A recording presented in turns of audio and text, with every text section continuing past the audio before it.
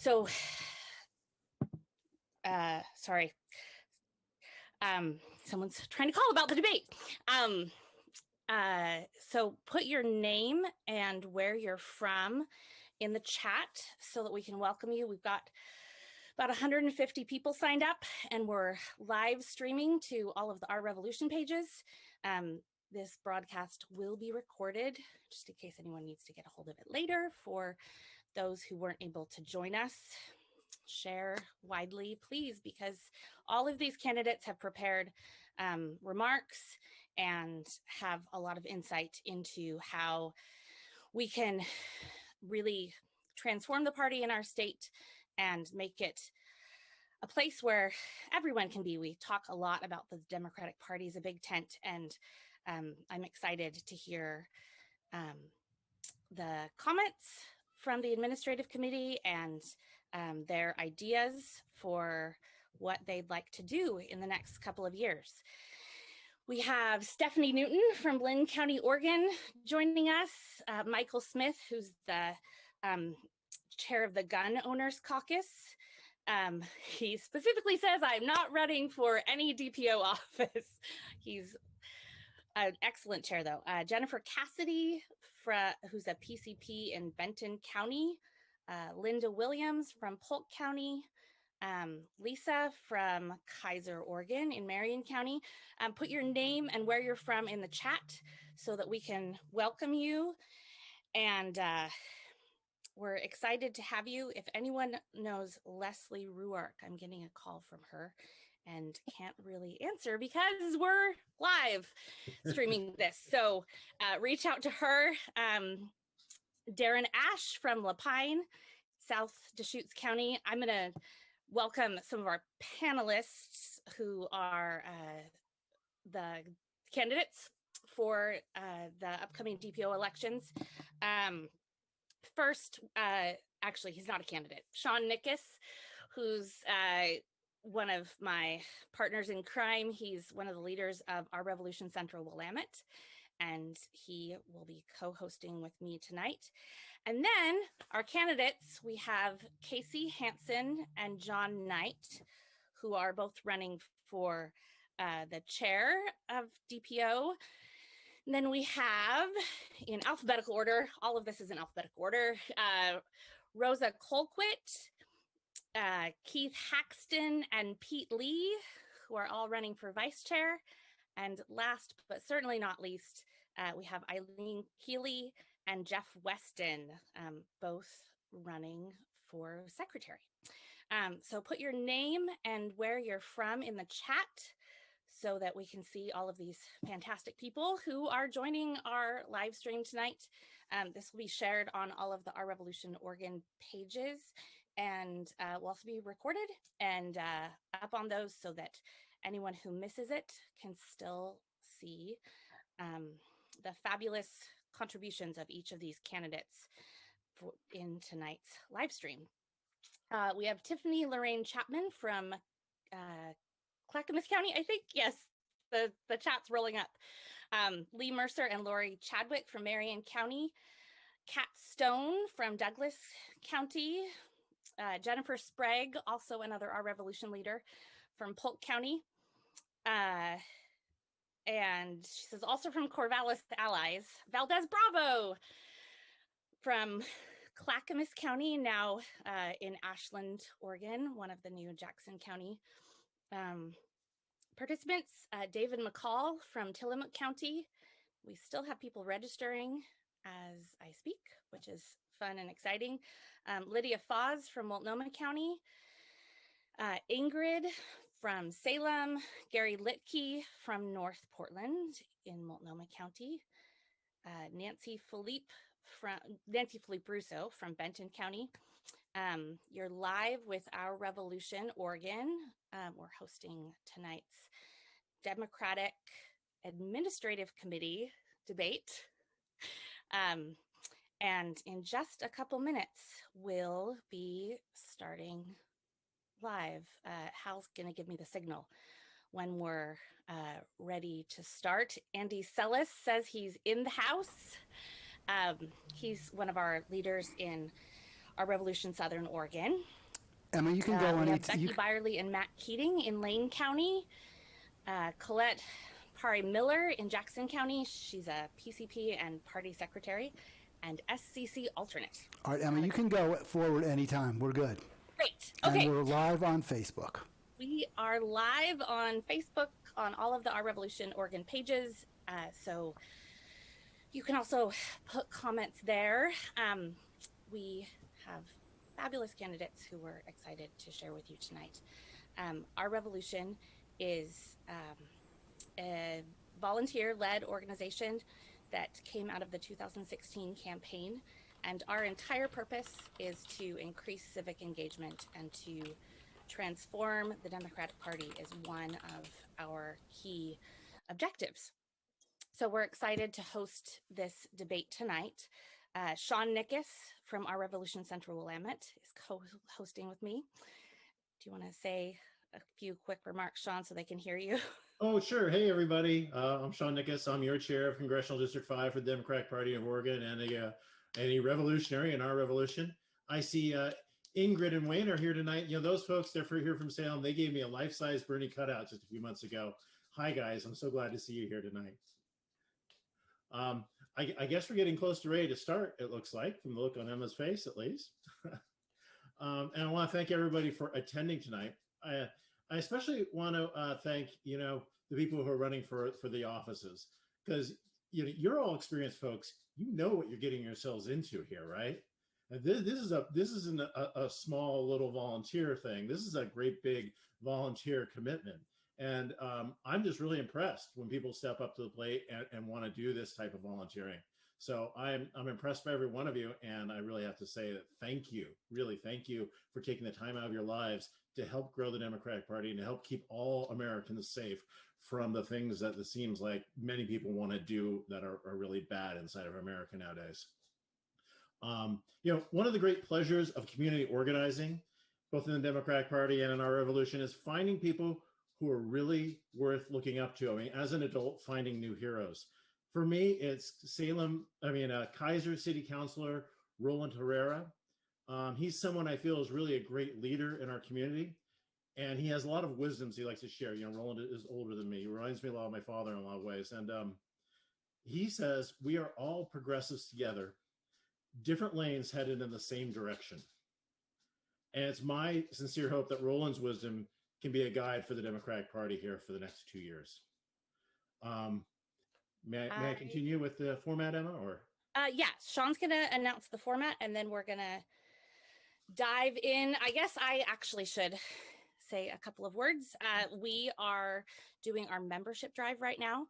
Our revolution has a lot of tools and outreach that we do for the Democratic Party, helping recruit new PCPs and build up people throughout the state, helping them find new ways to engage with the Democratic Party. And our goal is 500 new donors in the next 12 months. So we are hoping that you can get there with us. You can do that with a contribution as little as $5. You get a really cool membership card that was designed by an artist in Texas. And you can do that by going to ourrev.us/ORMEM.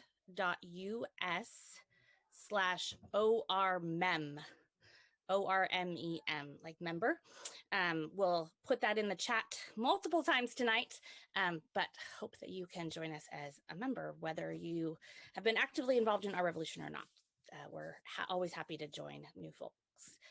So Sean, why don't we launch into questions? I get to be the timekeeper tonight and keep track of how we're doing. So tonight's format. Tonight's format is we're going to start with opening statements from each of the candidates of 90 seconds. Then we're going to ask questions. The questions are answered in 60-second answers. And we have questions. Every candidate will get to answer each of the questions, except we have a couple of special questions. One for just the people running for chair, one just for the people running for vice chair, one for the people running for secretary and such.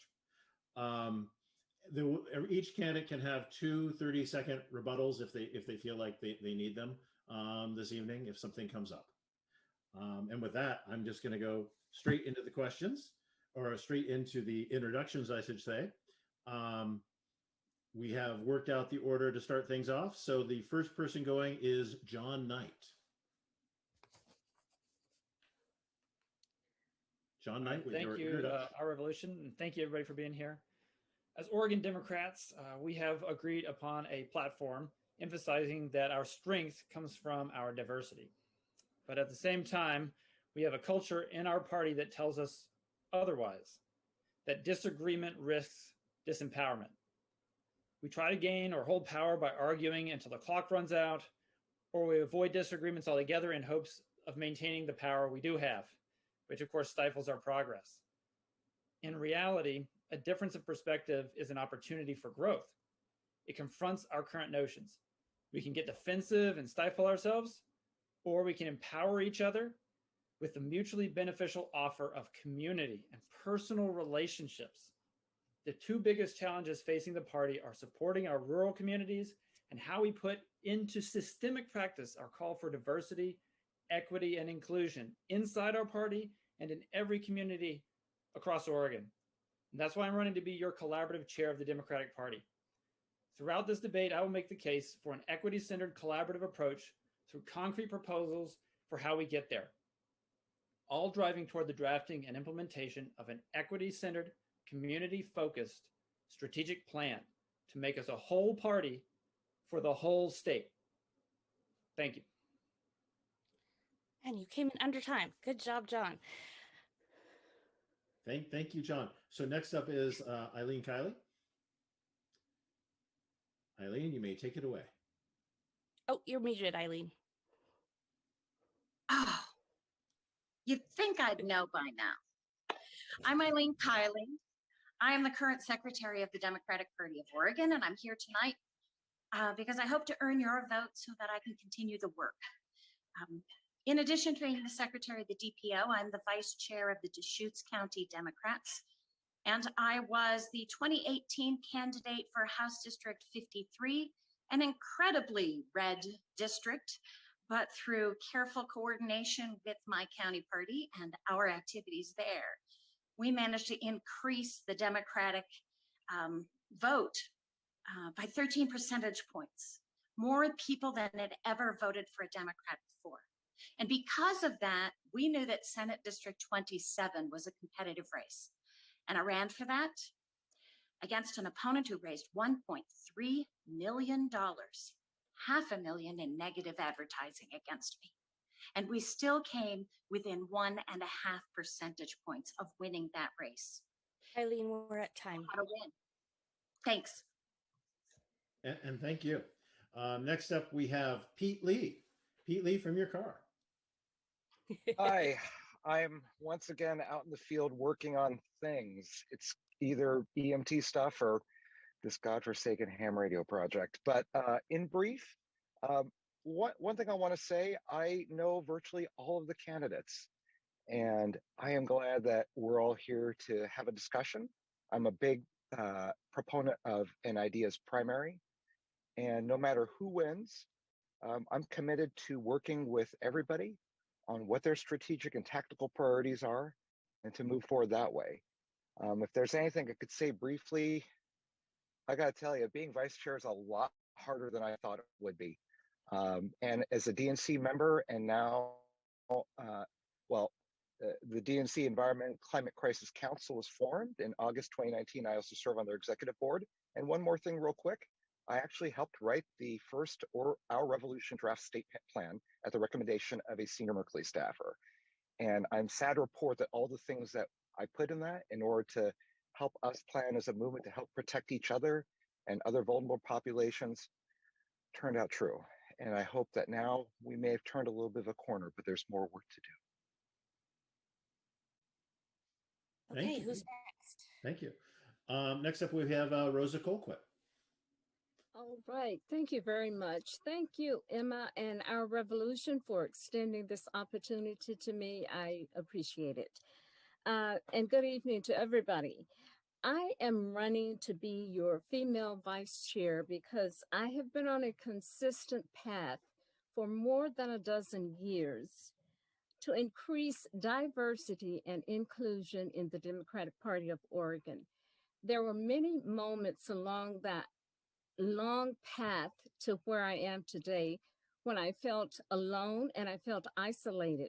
And I'm not feeling that at the present moment, but this is a pivotal moment. We just recently elected the first woman vice president who is also Black and of Asian descent. So we're in the right moment. I think it's a wonderful time to move us along this path of diversity and true inclusion in the party. I bring a unique set of skills to get the job done. I'm excited about the opportunity to work with everybody. We don't have to agree on the issues. I respect you. I respect your voice, your skills, your ideas, and I want to work with you. I want to create a Democratic Party that works for everyone, respects everyone, hears their voices. So Rosa, I ask for your vote. Thank you. All right. Thank you, Rosa. All right. Next up, we have Jeff Weston. Hi, everyone. My name is Jeff Weston. I'm honored to be here this evening, and I'm so excited to see so many people running for office. I know this is a lot of work that's all volunteer, and I'm just really excited to see so many people here. I'm running for secretary. In terms of my experience, I am secretary for the Oregon Association of Parliamentarians. So I'm familiar with what the job entails and have the experience to do so. I also study parliamentary procedure as a member of the Oregon Association of Parliamentarians and National Association of Parliamentarians. So I'm very familiar with the role and how that all works. In terms of my own kind of background with the Democratic Party of Oregon, I'm a relative newcomer. That's why many of you don't recognize my face. I saw the presidential election last year, was excited to see Biden won, but disappointed to see that Democrats seem to not do so well across the board in other areas. And so I kind of wanted to see how could I get involved to see more candidates that I'm excited about. It's not just enough to beat Republicans, but we want to have candidates that reflect our values and will work for us. And so that's what I'm here is to look for candidates that reflect my values and support them. And I'm just looking to get involved in any way I can. And thank you for your support. All right. Thank you, Jeff. And finally, we have Casey Hansen. Oh, you forgot Keith. Yeah, I defer to Keith if he'd like to go first or next. Oh, who did I forget? Keith Haxton. Oh, Keith Haxton. I'm sorry. Vice chair. Uh-oh. Sorry. Next up, we have Keith then. Yeah, no, I'm happy to go because I think I have the first question, so it'd be weird for me to go back to back. Yeah, my name is Keith Haxton. Just to introduce myself a little bit, I was born and raised in rural Florida. I am a disabled veteran, served in the Army 2008, 2010 as a helicopter mechanic. I moved to Oregon in 2010, and that was my introduction to progressive politics. I got my start fighting against the criminalization of homelessness. In 2015, I moved to Northern Oregon, the Portland area, and got involved with the Democratic Party and got even more progressive. Just kept going on that direction.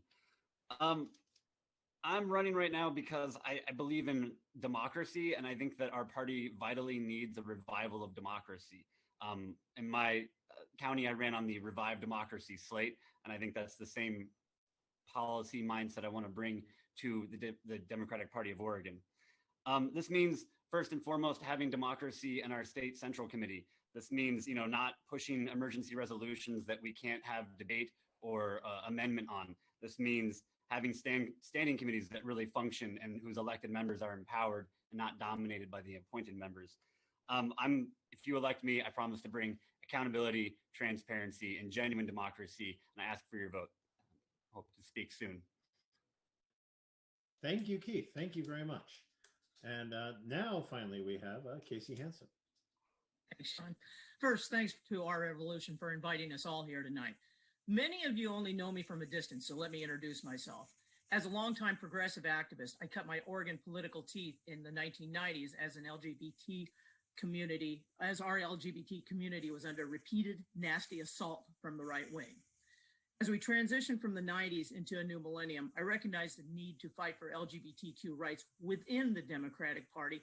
And with a team of party activists, we not only pushed the party to a better LGBTQ place, but help the party push for LGBTQ public policy.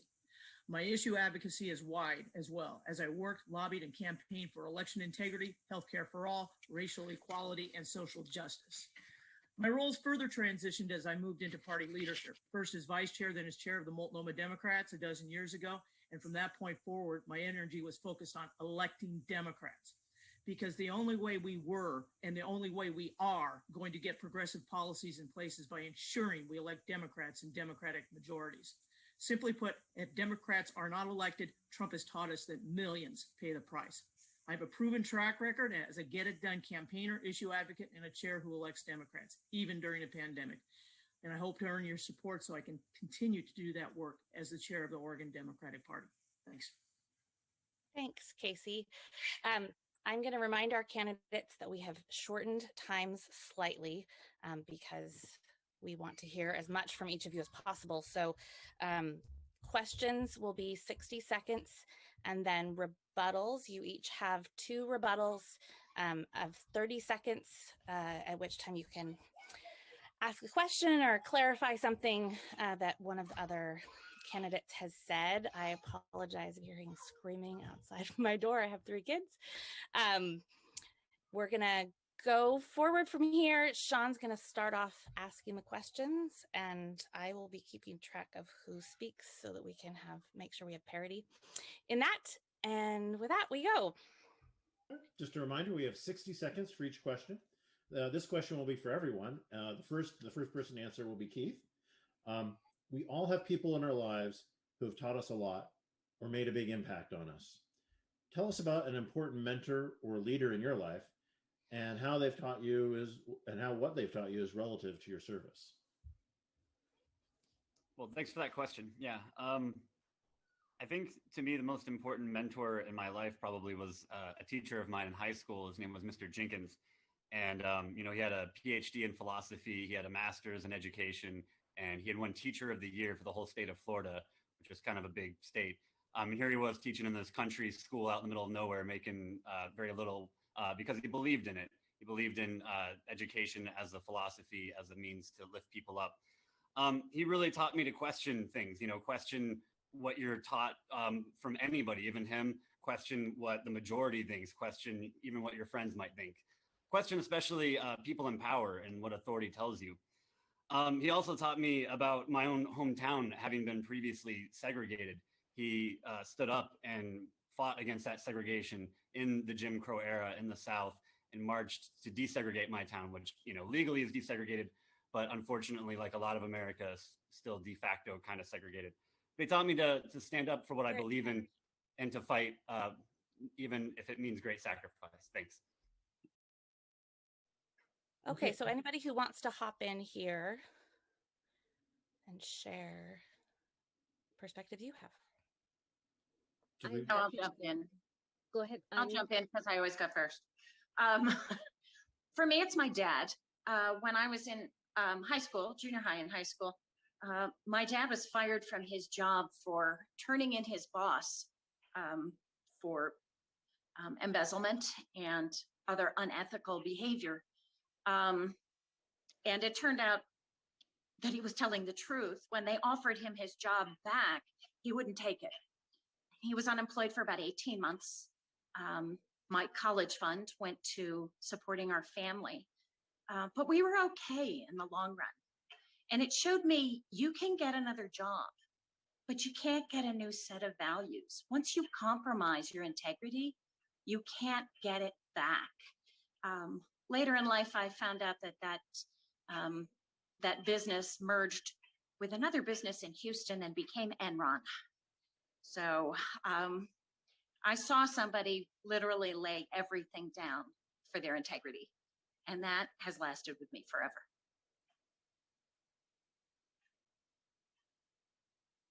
Okay, Casey, did you want to say something? And then Pete. You're muted, Casey.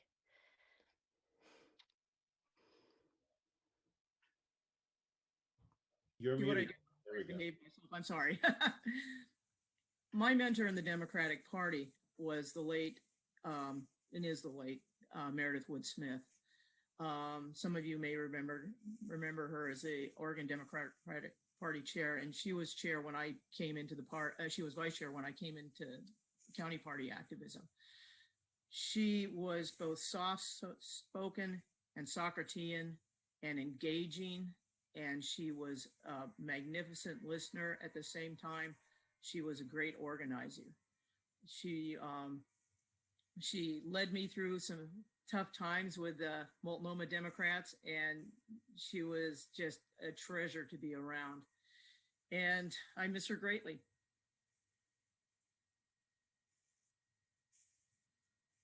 I think I saw Pete up next, and then Rosa. Sure. I want to jump in there. I thought there was an or, but I'm cool with it. Something Eileen said about Enron really struck me. Prior to working for Enron in the early 2000s, I was actually a registered very right-wing Republican. And after I worked for Enron and was fired, and subsequently testified against Jeff Skilling, I gave testimony to the FBI about it. I wasn't able to find work for the better part of about 2 years that was stable because I was basically considered untouchable.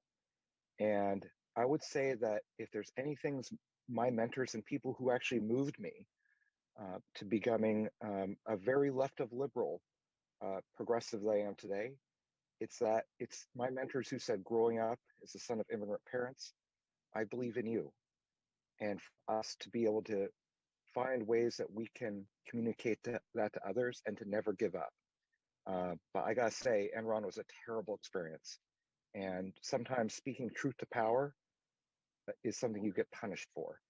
And I think that working together, we're gonna give people courage, and in solidarity, this is how we can protect ourselves, each other, and our planet. Okay, we're going to go Jeff and then John. Well, hold on. Rosa was next. Oh, I'm sorry. Why don't you guys raise your hands so that we can keep track of who's That will be great. I have an interesting mentor. I only met her once. It's a woman. I only met her once, but I was an undergraduate student, and I learned that she was teaching a seminar. And so I left my undergrad school, drove 80 miles in one direction to get there and 80 miles back. But that woman who I met to take a writing seminar from, and she has encouraged me the entirety of my life, is Dr. Maya Angelou. I'm reminded every day because I have a quote that sits on my desktop. And she says, you can practice any virtue erratically, but nothing consistently without courage. My mission in life is not merely to survive, but to thrive, and to do so with some passion, some compassion, and some humor, and some style. And I think that I've needed the courage that she talked about. I remember her through all of her writings, and whatever I do, I keep in mind that I've got to have courage. I think you have to have a lot of courage to step up and run for these offices in the DPO. And then I think you have to have courage when all the hard work is underway. And I am so looking forward to bringing that courage and that spirit of Dr. Maya Angelou to the work that I want to do if I'm elected as your female vice chair. Thanks, Rosa. Okay, Jeff and then John. Thank you. So I'd say my mentor is my father. He taught me a great deal about service and giving back to the community. He has done well in business and has decided to basically take all of the wealth he's accumulated and give that back to local charities and foundations in Oregon. Growing up, I remember even volunteering while growing up in high school. I volunteered for the Oregon Museum of Science and Industry. And these days, I volunteer for different local community groups. As I said, I'm the secretary for the Oregon Association of Parliamentarians, active with the National Association of Parliamentarians. I serve on one of the committees that helps organize online meetings. And here I am trying to be active in politics, looking for a way to give back to the community here. And so I think that's just that's a viewpoint and an approach to life that has really driven me and given to me by my father.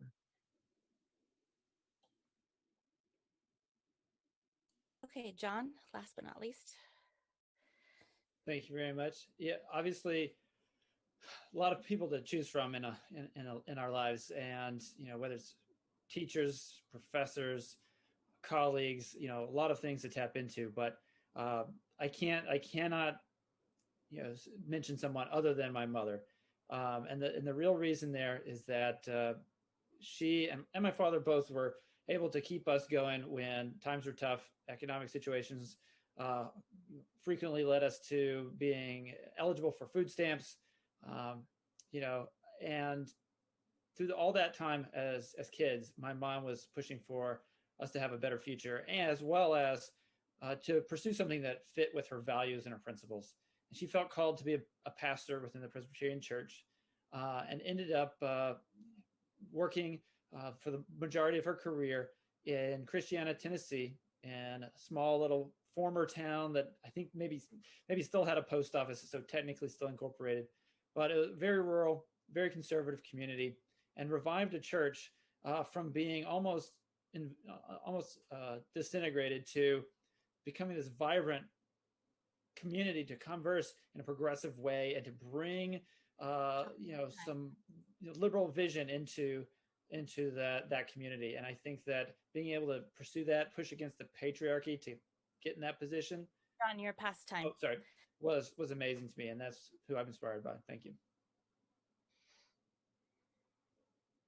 All right, thank you for your answer. The next question starts out with Rosa, and then can go to everyone. Racism has been an endemic issue in the state since its very founding. What would you do in your role to make changes and how that affects both participation and the rank and file and in leadership? Thank you. Thank the organizers for that question. The first thing I would do really is to go back to the basics. It is my understanding from consistent work in the county parties and in the DPO that we need to better understand. I think we all think we understand what racism is. I think we need to go back to the basics and get an understanding that probably in front of the word racism should be the concept institutional. Racism is institutional. It's not about one white person being mean to the next or punching that person in the nose, because there's usually a resolution if that happens, but it is institutional. It is about the structures in all of our institutions, political, academic, healthcare, sports, entertainment, what have you. It is the structures within our institution. And in order to make life better for the rank and file, for the leadership, we must understand these structural changes that we must make so that everybody's getting, I love this from President Obama, a fair shot, and making some of the imbalances balanced. And so let's learn some things together. I think it's a basic starter. There's so much more that needs to be done, but we need clarity on really understanding what racism is, because I hear this expression all the time, I'm not a racist. And I think anybody would say I'm not a racist, but we must examine what we are doing to make change in the structures within the systems that we work. And I'm ready to go forward with the Racial Equity, Accountability, and Leadership Committee to have those trainings and to gain those understandings and to further what we do. We can do a lot better. The DPO can do better. Obviously, we let Rosa keep continuing answering that question since it's critical to what we're doing. So Keith, you're next, and then Jeff. Thanks. Yeah, I think, growing up in Florida, it's a much more diverse state. You could argue it's the most diverse of the big states. Oregon, though, is not Florida. Oregon had written into its constitution racial exclusion and white supremacy.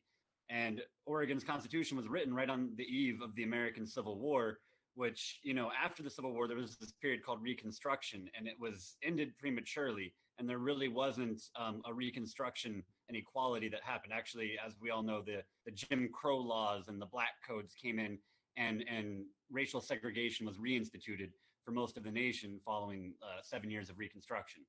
I think we in our platform in the DPO have reparations. It's in our platform as something that we can do.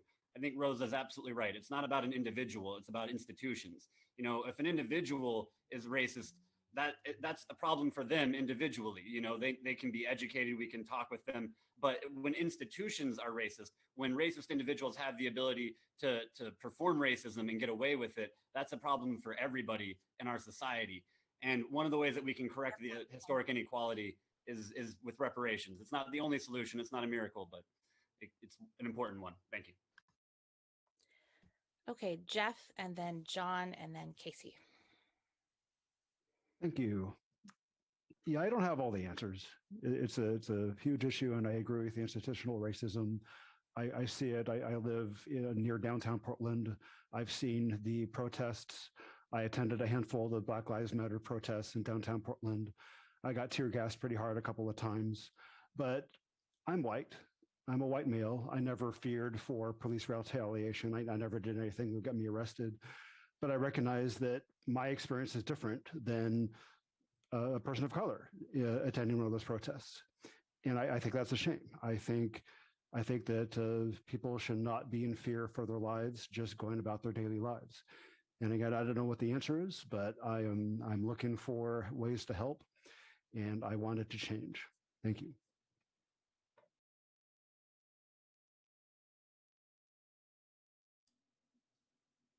Sorry, putting on a sweatshirt. John, you're next, and then Casey. All right. First of all, we all need to step up so that then those of us who need to step back. And to do that, we need to constantly promote equitable participatory inclusion in the work we do as a party. Again, as Rosa and Keith and others have said, yes, institutional solutions need to be part of the process. You know, whether it's intentional or unintentional, we can address change in ourselves and in our culture through systemic change, through incorporating real policies and practices. And so that's why I'm proposing that we develop with the racial equity committee that we're talking about, as well as with any other function that we have at the caucus level, standing committees at the county level, having that equitable participatory inclusion facilitated through a collaborative approach that is structured, is designed to incorporate those kinds of equity, diversity, inclusion practices. We need to hire people, pay them for their expertise, but we also can tap into diversity, equity, and inclusion professionals within our ranks. But we've had those people in the SEC, and several of them have left, and several of them have even left the party because of the way they feel they've been treated. Thanks, Casey, then Pete, and then Eileen.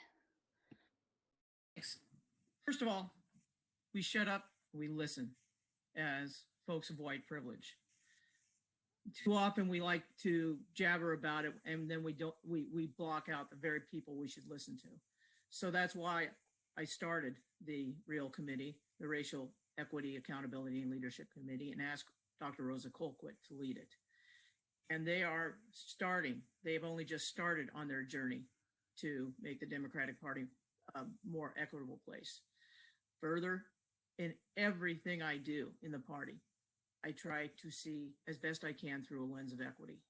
And that means making appointments to committees that fairly represent the broader Democratic base, the broader population base, and try to bring people up into the party at every level, especially into leadership roles. That's critical. I have a history of supporting the caucuses. I've passed advocacy, and it just keeps going from there. So the work continues and the listening continues. Great. Okay, Pete, and then Eileen.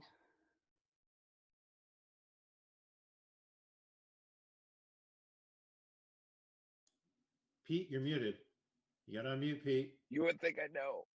I've been staring at a screen, so my apologies if I need to take a break and turn off the video. Basically, you know, real quick, I want to build on some of the stuff that my peer candidates have discussed. One thing that I have learned, especially with extreme pain, as the joke goes, you know, if I'm gonna, you know, be racist, I'll be polite about it. I'll talk about you behind your back. I am utterly confused by the amount of verbal and other kinds of assault I've gotten over the last few months. I don't know where this epidemic of of aggression toward Asian Americans is coming from, but it's real troubling. It's definitely shown me a window into something that I've especially learned over the last few years, which is basically the importance of when we're trying to help marginalized populations, it's important that we just show up. The DNC of the mid 60s definitely does not look like the DNC now. If it wasn't for folks like Shirley Chisholm and Fannie Lou Hamer, who said if they don't give you a seat at the table, show up with a folding chair. Quite frankly, I don't even know I'd be at the DNC. It was all white dudes back in the day. And I think our party is better with the diversity of ideas and the diversity of races and backgrounds that we have. So if there's anything I could say, sometimes the act of listening actively and with an open heart is really hard. I've done it with people who voted for Trump. I've done it with people who come from all parts of Oregon. And, you know, just even if I said nothing, we had rapport. Thank you.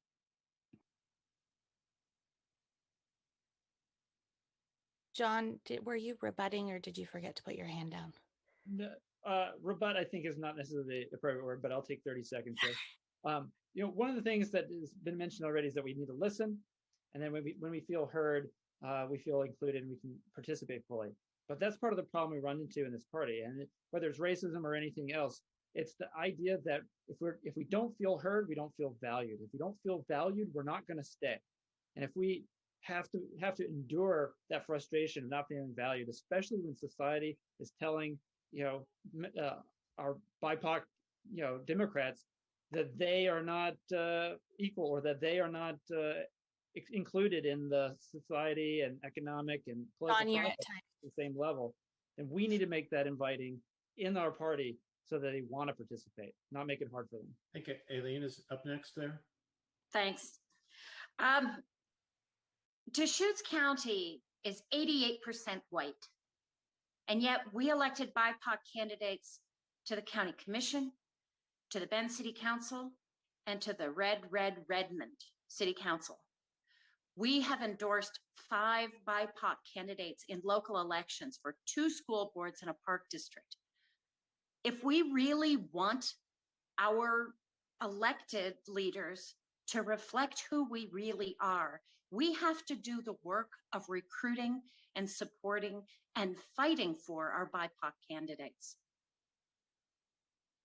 Perfect. Okay, next question. I'm going to encourage you all, please, to be brief.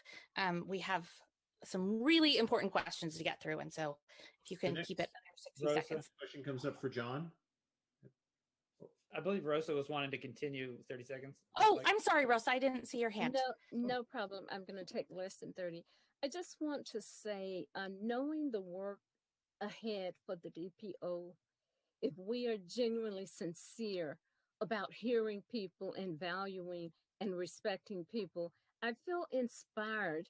I don't know if I'll be elected, but I'm going to be there to do some hard work. And I feel inspired by what I've heard every person on this panel say. And I just wanted to take those 10 seconds to say thank you to each of them.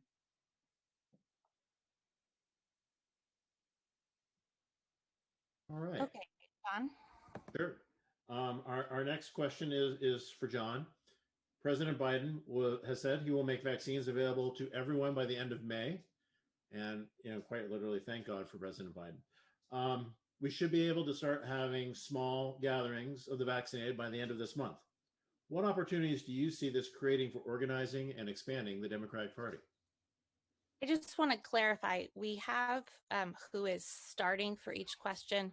That doesn't mean they necessarily have to say a lot, and you don't each necessarily have to respond, but we wanted to try and have parity in who was starting questions off. So. Well, that one was for John to start off in my list. All right. So, you know, even in small groups, people will be able to get reinvested and involved in the community. And by participating in meetings of 501c3 organizations as Democrats, you know, participating there, like Rural Organizing Project, Don't Shoot PDX, 350, and environmental justice organizations, League of Women Voters, and so many others. We can support our democratic values and the important issues of our platform while building important relationships within our community. We need to connect and reach out with communities that are generally underrepresented within our party, whether it's immigrant refugee communities, Latino community, Black communities, Asian American Pacific Islander communities, and tribal nations. This is a proven method for carrying out party outreach. And we can help those organizations and those individuals understand how being involved in the party as a PCP and lifting them up to be delegates and planning and helping mentor them and bring them on board and learning Don, from you're them at time. will advance our shared policy goals. All right. Who would like to go next? Thank you, John.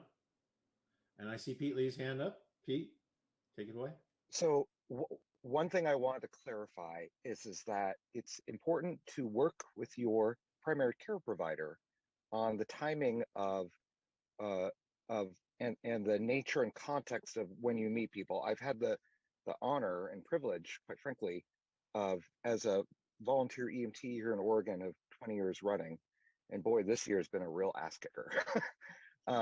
That it takes time for the vaccine to kick in.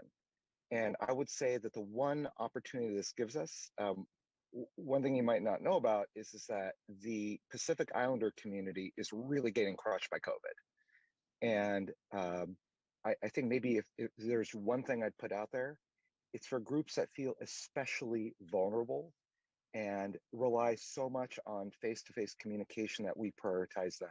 People who are hard of hearing, elderly folks who are shut in, folks who really need someone present for whom telepresence is not a good way to interact with them. Consider prioritizing those folks first, and just be mindful of guidance about vaccine effectiveness, safety, timing, and also to continue be very mindful of higher risk populations, as we're still learning about how this vaccine works. Thank you.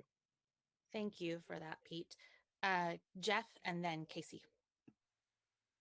So Jeff Weston, running for secretary. I see in chat they wanted to know what we're running for.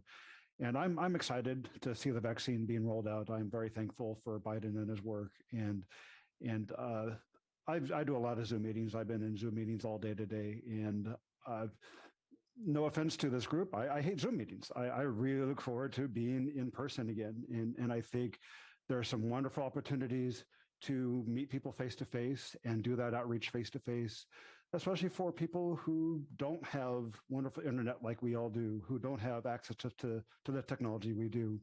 There's people that are being left out. And I think it'll be a good opportunity to reach out to those people who have been left in the dust by the pandemic, who don't have access to these same resources. So that's what I look forward to with the vaccine rolling out. Okay, Casey, and then Rosa. Well, first of all, how many people have you talked to that have gotten their first or second vaccine? Have you noticed what a great mood they're in? So we roll with that. We roll with the message. Number one, we can promote that Democrats are getting the work done ahead of pace and doing it well. Democrats are speaking the truth and listening to the science, delivering on the promises and fighting COVID-19, which was put on delay for a year. And we're rebuilding our economy with jobs, especially with the COVID Relief Act just passed. We are going to be cutting childhood poverty in half. This is all great messaging stuff, and it's all, of course, true.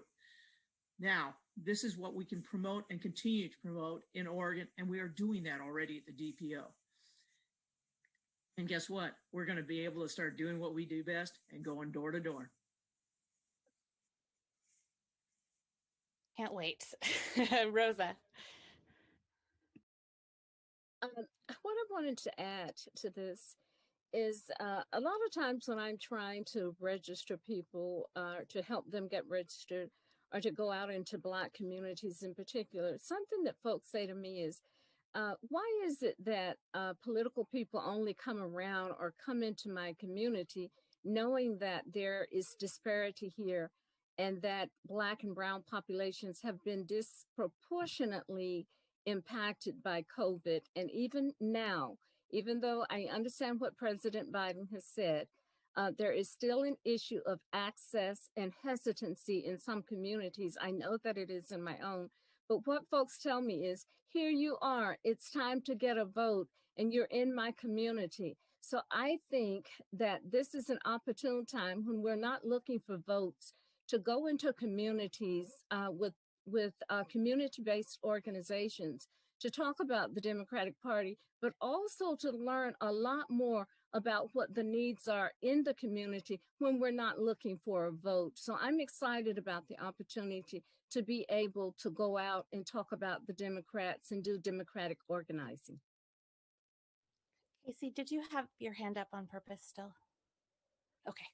I just want to say Rosa had shared that anecdote with me about you come into our community and you're here and then you disappear. And then you come into our community when it's time to vote and then you disappear. And I think it was 4 years ago that you shared that with me. And it has been something that I have been inspired by ever since.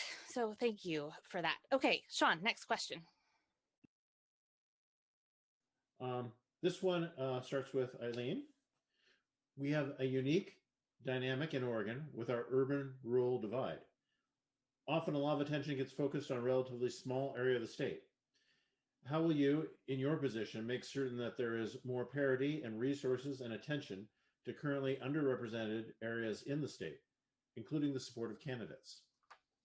Since I only get 60 seconds for this, I'm going to focus on the need for us all to work with, if not demand, our progressive partners, support our progressive candidates.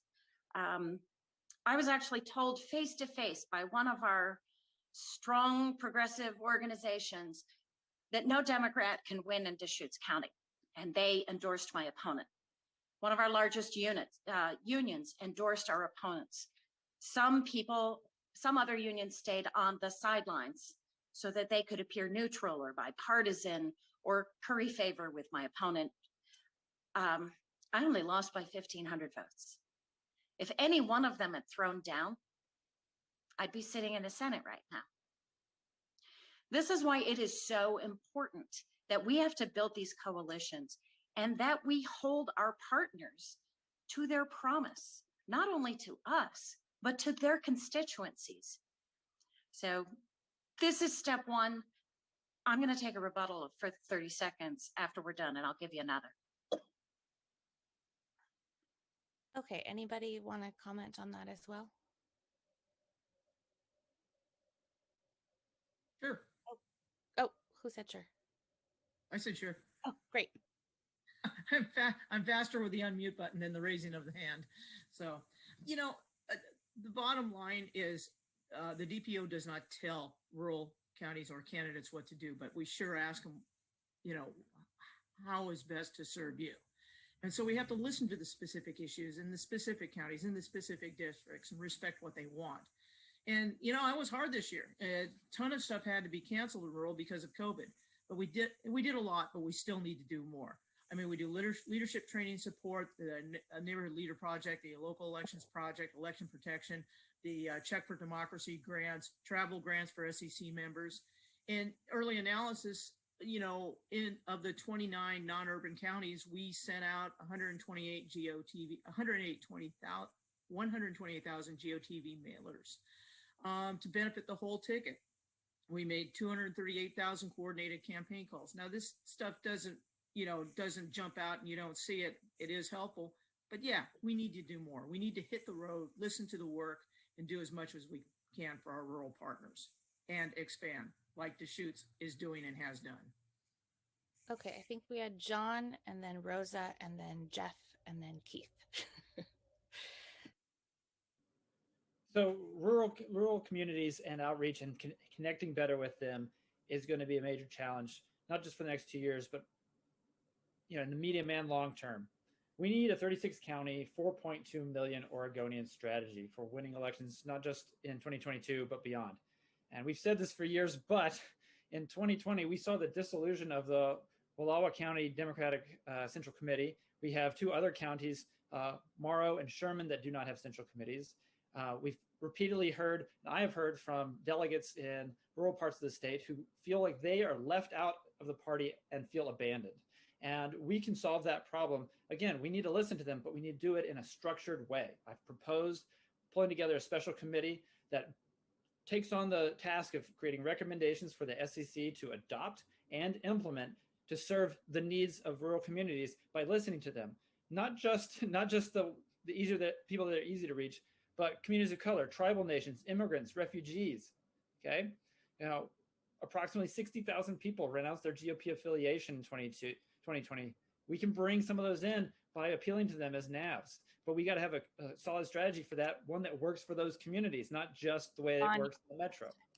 We got to capitalize on this shift, and we have to ask, if we have been talking about having a John, you're past strategy, where is the strategic plan? Okay, I think we had Jeff, then Rosa, then Keith. I'm sorry if I've gotten the order mixed up, but. I can go. Jeff Weston, running for secretary. What I see with a lot of the groups I'm involved with is it's really easy to focus on the areas that are easy to reach. We hold a lot of meetings in Multnomah County because lots of people live here. There's lots of resources. And I think the pandemic has obviously curtailed our ability to meet in person. And I think that's a shame for us. I remember going to an SEC meeting out in Burns, Oregon. And yes, it's a real drive for those of us living in Multnomah County. But I think it is great for outreach for those living in rural areas to bring the meeting to them and give them a voice, or at least an easier chance at a voice. And I really look forward to being able to go back to those meetings again. I think that is a great way to have that outreach, and I hope we can see more of that. Thank you. Okay, Rosa, and then Keith, and then Pete. Yes, thank you.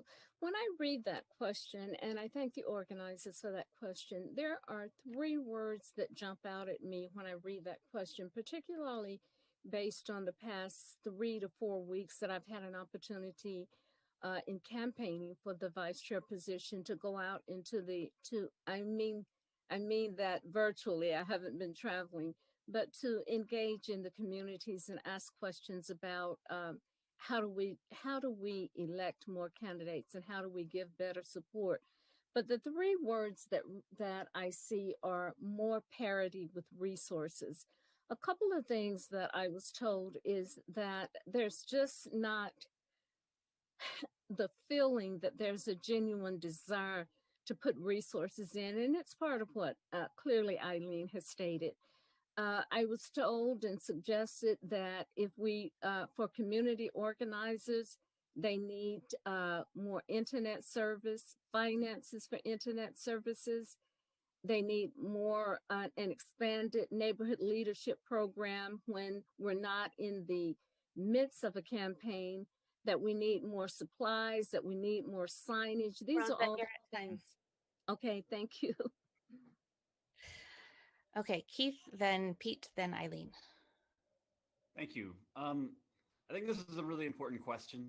Obviously, I've spent most of my life living in rural areas, including 5 years in rural Oregon and Jackson County.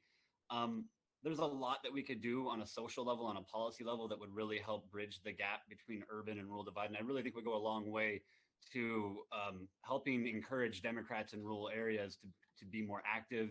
Not that they aren't now, but they don't always feel supported by Democrats in Salem and in Portland. So one of the ways that we could do that would be evening out the minimum wage. We have a unique 3-tiered statewide minimum wage that no other state, I think, had before. I know it didn't have before, and I don't think any other state has it now. There's a bill in the legislature that would do that. Democrats in rural areas don't want lower wages. And if we're talking about ending rural poverty, we need to invest in them. That also includes social services, especially schools, state funding, because rural areas have lower revenues to work with. They have lower property values. Rural property is generally valued less, and there's a lot of poverty, and they're spread out more. So there's a lot that we could do. And as a party, I think you have to give people personal attention. I have connections to Jackson County, and I'm on the phone with people at least once a month from rural areas of Oregon. And we could continue that on. Thank you. Okay, Pete, and then Eileen. So I have a little story from when I went out and knocked about 2,000 doors for Jamie McLeod Skinner, who was running against not our favorite person, Greg Walden, at the time. The one thing that I would say that I learned was the importance of eating a lot of humble pie. And I would know it wasn't because people were mean to me. Curiously, actually, Democrats and Republicans and NAVs were more polite to me in Klamath Falls and Astoria, Oregon, and Pendleton than Portlanders were. And I learned that it's not just rural Oregonians, it's not just frontier Oregonians. Every community has their own dynamic, and that they were amazed that someone would even come by their door and door knock. Literally, someone looked at me and said, I struggle and I suffer and I'm alone. Thank God somebody's here to actually listen to me. And honestly, I went to bed crying myself to sleep a few more times than I would like to think would need to happen. But the needs of our rural communities are important. And to what I said earlier, let's start by listening to what they need and let's see what we can do. I guarantee that it might be very difficult to provide everybody what they want, but let's start by finding out what they feel they need. Let's start with them. Eileen, did you have anything? Your hand was up and then it went down. Yes, I took it down so it wouldn't be in my picture. First of all, Pete, that is so dead on. Thank you. We need resources in our rural areas. And the good thing about campaigning in COVID is that we understand that some of those resources can be virtual. We need trained campaign managers. My campaign manager lives in Portland, and I only saw her face to face once during the entire general campaign. I had volunteers all over the state working on phone banks for me. I was able to do endorsements and fundraisers in Portland without having to waste an entire campaign day driving across the pass to get to you. We need to use these resources that we've developed in order to support our rural candidates, because what we need more than anything is boots on the ground. That is what's going to win elections. If you can come and work for us, we can make a huge difference.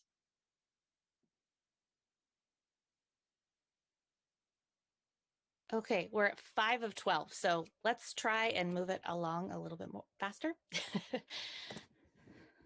Okay, shall I move on to the next question then? Yes. Yes, okay.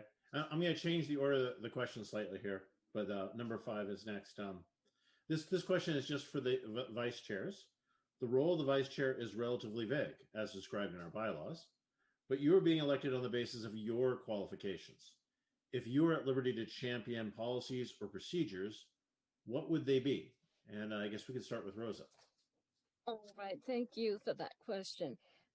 When I decided, I was recruited, and when I decided, yes, I'm going to run for vice chair, being an occasional policy wonk, I went to the bylaws and I read the job description as to what the vice chair did. Now, there's a part here that I noticed that I wasn't originally aware of, and it says the vice chair also discharges the responsibilities that the SCC or its executive committee assigns. So I read the piece that's in the bylaw that says the SCC assigns. I find that interesting, and I find it something good that I would want to do. I would like to work with the SCC in terms of assignments. I'd like to do, if I could negotiate it, a lot more community outreach, because the one thing I think we must do is that we must hear unheard voices, and we must, Rosa, you're everybody. Oh, okay. Geez, I didn't get anything on that one. Thanks. Okay, we'll say Keith is up next for the vice chair question. Oh, thanks. Yeah, if I, could just sort of pick policies that I could help with and policies that I will definitely advocate for, but I think the question is phrased like, if you had the power, what would you do? I think making sure that we apply our rules fairly and that we actually follow our rules. Rules are just words on a piece of paper if they're not enforced consistently, if they're not enforced fairly. So I think that's important. I think I'd also try to make sure that our representatives, the people that we support with our resources, are accountable to our platform. Right now, I don't see that happening a whole lot. Our platform is a lot more progressive than our agenda for our supermajority in both houses and governor. I also, I got to harp on this again, but the super delegates, if I could just wave a magic wand, I would get rid of the super delegates. I think we need to have real democracy in our state central committee. And if I could push 3 specific policies that maybe we could just actually have, without a magic wand, interpreting services, which is good for even virtual meetings. It would help expand who we could reach. Childcare for our in-person meetings is really important. And then a travel cost reimbursement. Thank you. All right. Thank you, Keith. And then we'll end with Pete. Yeah, I gotta tell you, 2 years ago, the first 4 months of me being vice chair was a real butt kicker. As I like to, well, it's not a joke, it's true, but joke. I was getting blamed for things that aren't my fault, and I was being thanked for things that also weren't my fault. And I think lots of folks who are experienced as I am with zesty activists, especially as someone who was a super vol in 3 states for the Bernie 2016 campaign, I got to say, it's just kind of par with the course. And I've liked the fact that my role is a little bit less defined. It's allowed me to serve with great veracity and a lot of focus, most recently on the DNC Environment Climate Crisis Council. I'll get more information out to you there. But we were one of the key reasons why we were able to help Uncle Joe and Team Biden embrace a lot of things associated with Green New Deal. And man, we're just getting started. All right. Rosa, I know you were kind of on a roll there. Did you want to take one of your 30-second moments to complete where you left off?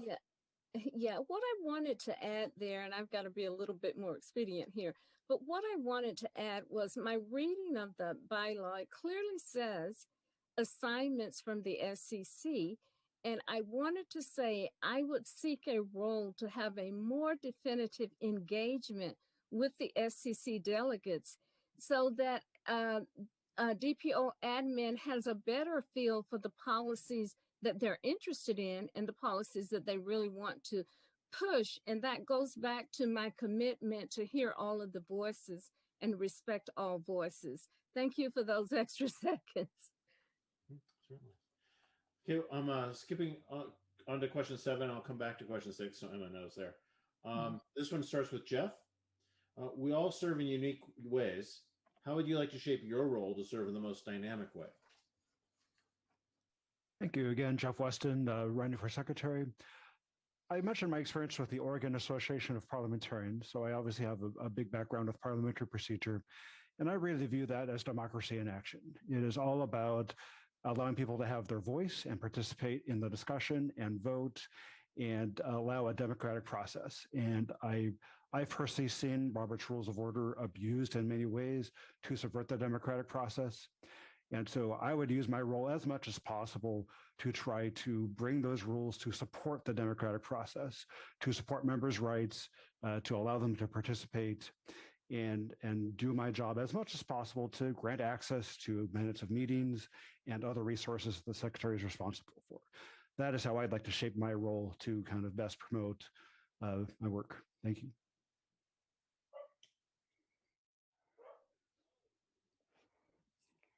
Who would like to go next? Oh, I see Eileen is up.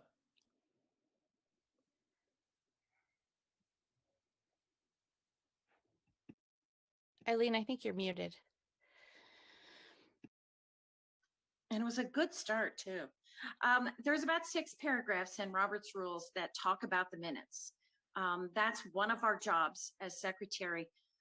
But the broader job, of course, is being a member of the admin committee and serving the SCC. One of the things that I have done as secretary, I've been in all 36 counties of Oregon, and I've visited county parties and attended their a monthly meeting at most of them. Of course, I can't do that right now, but that's one thing that I want to get back. First of all, everybody deserves to see the face of somebody at admin we should be going out to these meetings and letting people see our faces, talk to us, ask us questions, challenge us. And we should be hearing what their issues are in their communities. But also, You're you know, at time. thanks. Sorry. It's okay. Rosa.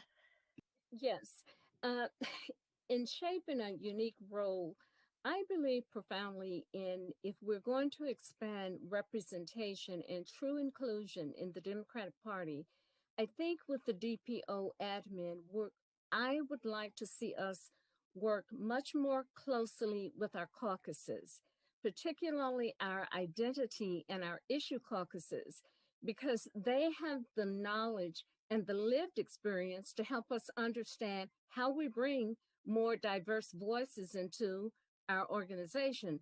So if I were shaping that role, I would want to create some type, and this process has started, of intersectionality to look at how the work of each caucus overlaps or intersects with that of another caucus.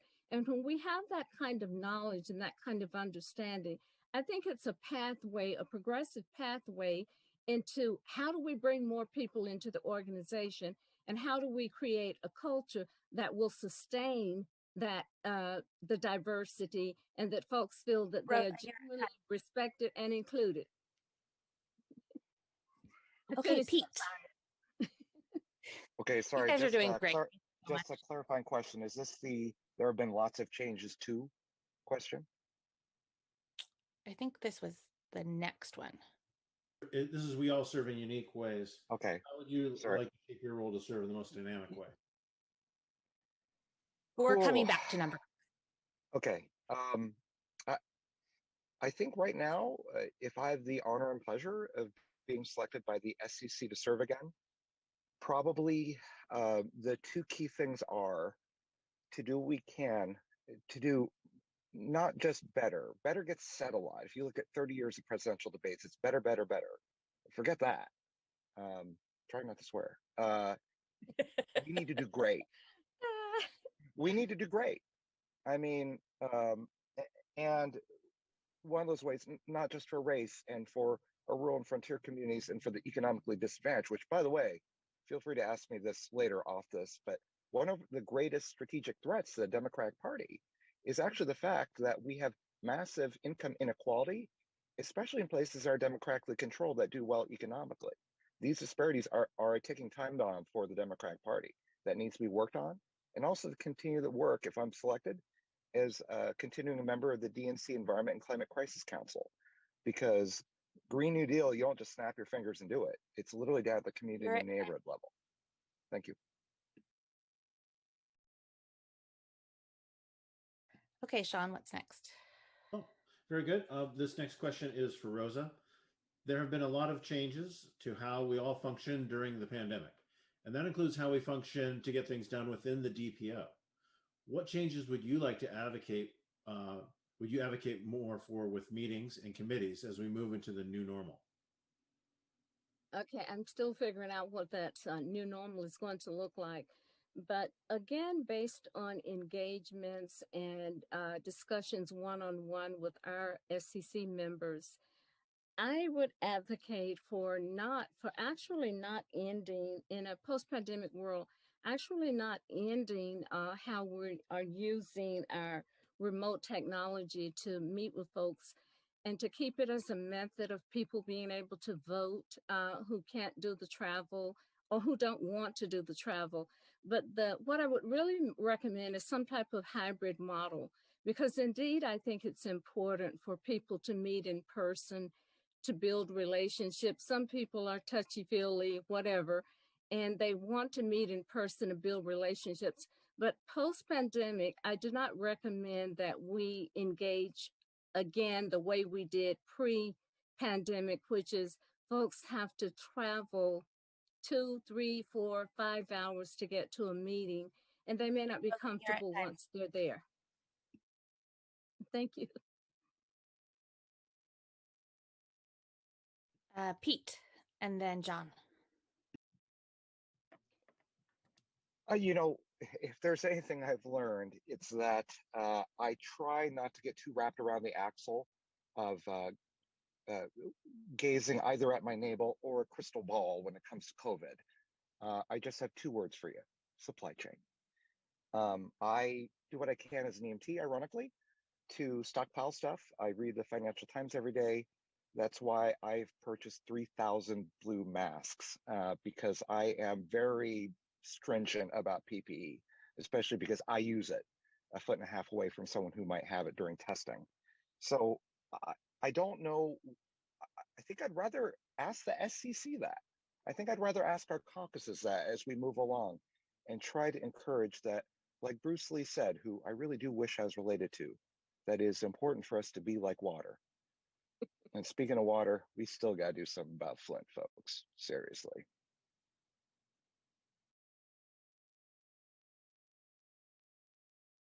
Sorry, John, you're next.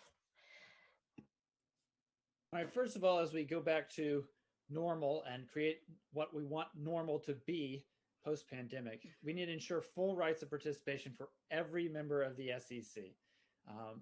We need to make sure that all our members have the right to speak and debate and participate. And also our processes must be equitable and accessible. You know, I love what Rosa said. We've had this conversation before about intersectional collaboration across our committees, caucuses, across our counties. If we want our meetings to be accessible to working families, we need them to have childcare, for our meetings. We need to have improvements for our current and future members with disabilities. We need to expand that travel support for our rural delegates, as well as for those of us who are working class to be able to get to far-flung destinations. And we need meetings that flow smoothly and finish on time, allowing us to directly impact political outcomes. And again, not be fixated and focused on ourselves, but on the communities we are trying to serve.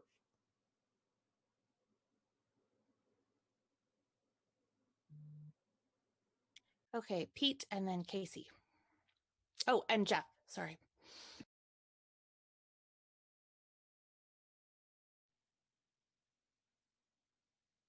I think Sorry. Pete already went and put his hand down. Oh, sorry, Pete.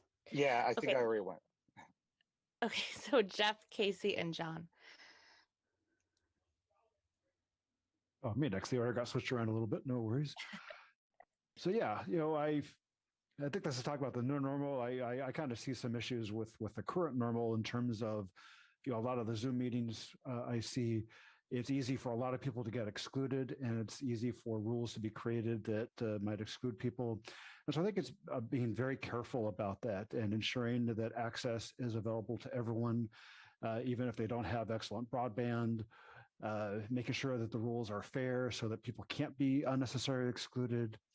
And as we move to the new normal, ensure that this access remains. I think Zoom has obviously been amazing for people who can't make it to these far-flung meetings. So maybe look at ways of continuing to enable that for people who can't make it to some of these meetings, even though, as I found, you do end up sometimes being a second-class citizen if you are on a phone call in an in-person meeting. And so there's challenges to address, but I think continue to look at that and making our meetings and our processes as open and accessible to as many people as possible. Okay, Casey and then John. There we go. Thank you very much. For one thing, moving to a new normal, I want everybody to bear in mind that our entire American community is under extreme stress, and folks are dealing with that, and that's something we should be conscious of. As we move forward, though, learn the lessons. We could use a hybrid of a person and virtual. The Zoom meetings make better access for rural and timber frontier folks. Help each other out. We've been under so much stress. You know what? Not everything needs to be a meeting. It can be a gathering, and we can do a Zoom gathering. And gosh, yes, we need to do the in-person gatherings, because you know what? That's the best thing about SEC, when we can have full meeting weekends and we can learn firsthand, casually, about issues people face. But I think we learn a lot from each other by connecting that way, connecting in an informal way, and it's going to make our party more accessible. And Eileen had some good experience she told you about too during her campaign as well. So, Okay, John, and then Pete had a little thing to pop in with. Oh. Oh, John says move on. Okay, Pete. Okay. Pete moves for moving on too. I just noticed the time. Oh, just real quick, to those who are interested in going on a magical journey in rural frontier Oregon to use Van Boat Builder, cell phone coverage really sucks, and internet not so good. So keep that in mind, and use that as a learning opportunity to understand that we need universal broadband in the state. Okay, this next question, we'll start with KC, but this is just for our two folks running for chair, KC and John. There have been a lot of varying perspectives on how the duties of the chair have played out over the last year. What do you see as the role of the chair? And if there are changes that need to be made, what would they be? Casey, you're muted. And I just want to say the questions were given to them in advance, including this question, so that Casey knew and John had some heads up on how to answer this. And we've studied it copiously, I can guarantee. You know, simply put, the role of the chair is to serve Democrats by electing Democrats and by advocating for the policies that Oregon Democrats put forward. The chair should be, the leadership should be connecting Democrats with one another, connecting activist Democrats to local parties and caucuses, connecting Democrats to allies and ally organizations, and of course to encourage support of the party, both DPO and local county parties, and to increase the number of Democrats. And we would then increase the number of Democratic voters, ergo maybe increase the number of Democratic electeds. Now, while it seems simple, that's kind of a 60,000 foot view of the critical work that's necessary. And there's, 60,000 right strategies to get the job done. And so we need to be adaptable and personal with those strategies. We need to be communicative, and we need to listen and listen and listen. And we need to be flexible and adaptive to change and suggested changes. Okay, John, and then Pete wanted to add something in as well. So first of all, the chair is primarily a facilitation role. As a facilitator of the party, the chair has very little power to make unilateral decisions and really shouldn't attempt to do so. The chair is also a representative of the rest of the SEC and the whole party as a spokesperson, as is outlined in the bylaws. The presiding officer of an assembly, especially of a large one, should be chosen principally for the ability to preside. So we're talking Robert's rules, we're talking the ability to, follow the rules and the bylaws. And this person should be well-versed in parliamentary procedure and familiar with the organization. Fine. But personally, I will never attempt to influence the outcome of any resolution, rules or bylaws change, or any election within the party, but serve as a facilitator, so that I can make it easy for you as delegates, PCPs at the county level and your committees everywhere to make a decision in collaboration with each other. And that's the point. As chair, my role, I see, in addition to all those other roles of facilitation and representation, is helping us come together to implement and practice a collaborative approach so we can develop that strategic plan for the SEC that will help us unify, reconcile our differences, and advance our party's agenda in real solidarity, not only with each other, but with the communities that we either represent or that are underrepresented in the SEC. Great. Okay, Pete, for a quick thought.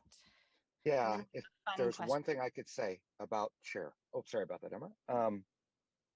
We need to pay our chair. Right now, I think a bunch of you are familiar with a good friend of mine, person who had the crazy idea of running for mayor of Milwaukie, Oregon, not known for being a hotbed of green environmentalism on a platform of climate change. Mayor Mark Gamba is on his second term. I think is still continuing to be paid $3,500 a year to do his work. He sacrificed everything to do that. And if there's anything I could say, like, I'm lucky to have a full-time job, not a ton of time. I wake up a lot at 5 a.m. and work late at night a lot of days to try to do the things that I'm inspired to do for our party. But in order for us to ensure that we have access for, our current and future chair, and other people play important roles within the party, shepherding and representing our platform, as well as our electeds. We need to start paying them some sort of living wage so it's not a financial burden. That's part of how you create inclusion. Thank you. Well, thank you for that, Pete. That's great. We're down to our last 8 minutes here, so I'm going to move to the last question of the night. I think we'll start this one off with Keith. What is something that you are passionate about that might surprise our viewers? Oh, I thought that was going to be the other question that was for me. Passionate about that might surprise our viewers. Gosh, I don't know. I'm really kind of a space exploration geek. I grew up close to the Cape Kennedy Space Center, where United States spaceport, essentially, where they launched rockets off into space. I could see them going up into outer space from my backyard. So I always had a fascination with space exploration. But I kind of want to answer the other question about what makes my candidacy unique. I just want to say that I'm a low-wage worker, a union organizer, and I believe I'm the first non-binary delegate to be a member of the State Central Committee back in 2018, and I would be the first non-binary officer elected by the State Central Committee if I was elected. So answered both questions. Thanks. Okay, who would like to go next? I see Pete's hand. Well, I'll just show you something real quick here, if I can. Oh, okay. I was going to share with you a little video of a new project, which, like buying a boat, has started to feel like bust out another 1,000. I think we're clocking about $7K with it, and way too much time. But I've learned that when you're out in rural Oregon, among people who are right wing, that believe, because they read on the internet, that Democrats are baby eaters, and just to clarify, only if they're cute, and it's got to be the cheeks, that the quickest way to get them to turn away in some ways from QAnon and all this craziness is to like just kind of have around. It's like, well, Democrats, wait a second, is that a ham radio or are you a prepper? I'm not nuts about the term prepper, but I'll kind of just roll with stuff. It's about finding things that people are really interested in. So I've been involved with ham radio and disaster communications for about 30 years, with starting with Civil Air Patrol and then with various amateur radio emergency services groups, things like that. And I think the one reason why I love this hobby is that it really is about bringing people together. And by the way, ham radio folks have been teleworking since like what, 1720? I mean, it's what we do. And by the way, our Zoom meetings are excellent, weirdly. But yeah, I mean, a lot of people think that ham radio is about a bunch of old white dudes saying thanks about an 80 meter. But yeah, find ways to get people together and assume that your weird interests, someone's into that too. Okay. Jeff, Casey, Rosa, Eileen, and then John. Oh, yeah, so I've talked a lot about the role of secretary, and the interest that might surprise our viewers has really nothing to do with that. I went to Oregon State University and have a love for live theater, and participated and acted in a lot of live theater productions at Oregon State University. And that's one of the things I miss the most with the pandemic, is the ability to go to the theater, to go to live music, live events in general. And so again, it's really nothing to do with my candidacy for secretary, just something that's about me. I want people to learn a little bit about me. So thank you for the opportunity. Casey, you're next. And you're muted. When I put my hand down, it disappeared. my image disappears. But this is my passion right here. This is my chief of staff. This is Peach. Conveniently parked near me and walking back and forth in front of me. So if I'm sometimes distracted, and there she goes. I'm an animal lover. If I wasn't doing politics, I would be volunteering for an animal shelter, probably the cat side.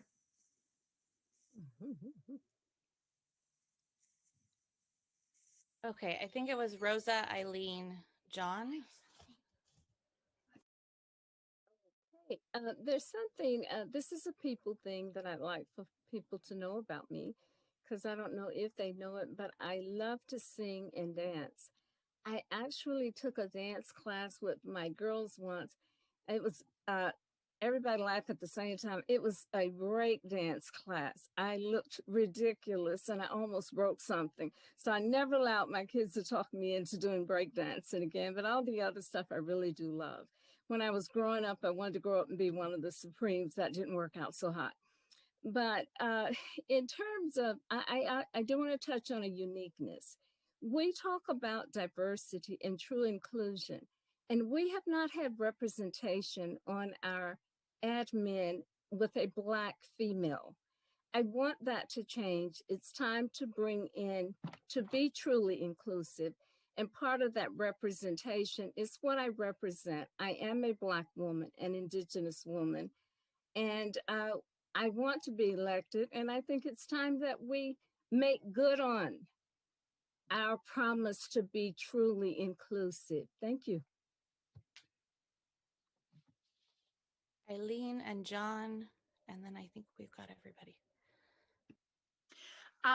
In the summer, I am a guide with the Mount St. Helens Institute.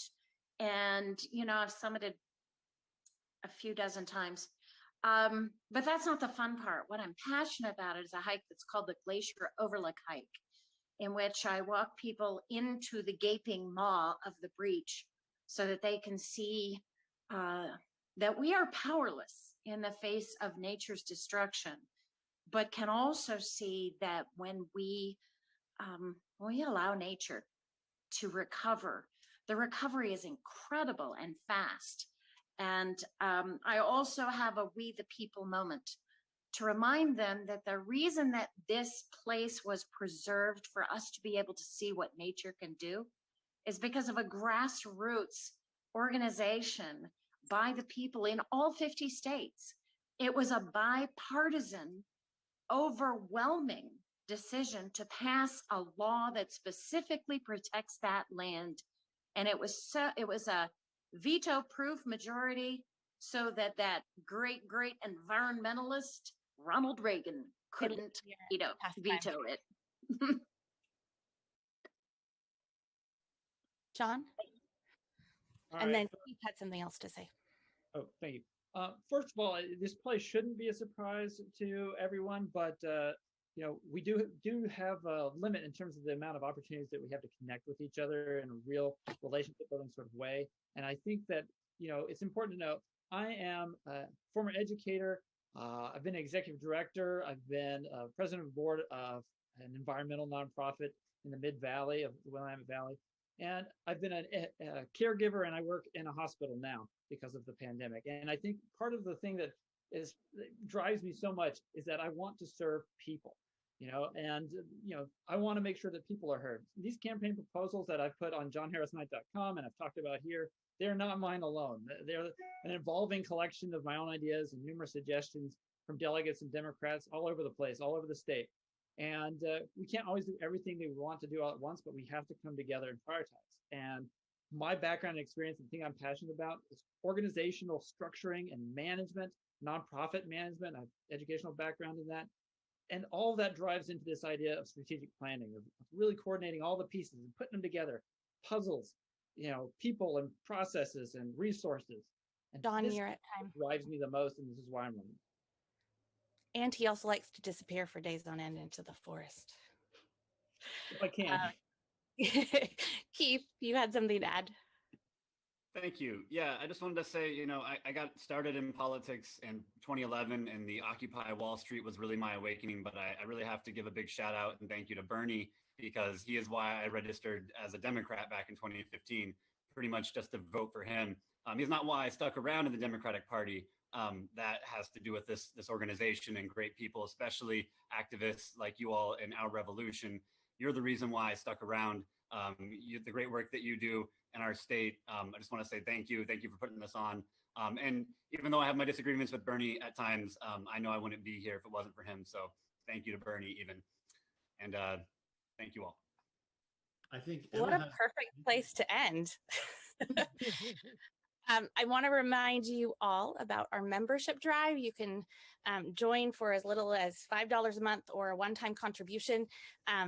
It will help us get a full-time person in Oregon to support so much of what all of you care about, including building up the Democratic Party. We work on that all the time. So thank you to all of our candidates, Casey Hansen and John Knight, who are both running for chair, Pete Lee, Keith Haxton, and Rosa Colquitt running for vice chair, and Eileen Keeley and Jeff Weston running for secretary. You can view this live on our Revolution page, Our Revolution Oregon, or any of our chapters. Thank you so much for joining us tonight. We have a call coming up this coming Wednesday on racial justice. It's our state monthly call, and you can sign up for that on Mobilize. And we hope to see all of you soon and all the SCCs at the election on the 20th. Have a great night, everybody. Remember, people, when we organize, we win. We win. Okay, when we organize, everybody say it. We Hey, Sean, win. one more thing. We win. We win. Do the RREV members know that they can attend, if they don't have to be a member of the SCC to actually see the meeting? Really? There should be, oh no, our meetings are public. There's a guest link. Okay, They we'll won't be put allowed that to on the speak. page. Yeah, do that. We And will put maybe that on I'll the page, do something 'cause that would funny be and fun. bust out a ham radio on stage. Nerds. Thanks, everybody. Thank you. Emily, great night. I want to say thank you to Our Revolution. Sean, you did a great job. Oh, well, thank You weren't intimidating with the questions. That's why Sean got to ask the questions. Sean can be intimidating, yes. All right, Thank we're you. going to sign off because Hal is running our live stream tonight from Maryland, and it okay. is Yep. very late Oh, where he thanks, is. Hal. All So candidates, it was great have to a see great you night, all. I know we've had everybody. good Thank you for conversations. joining Thank you us. very much. Close the Don't bay forget to doors. vote.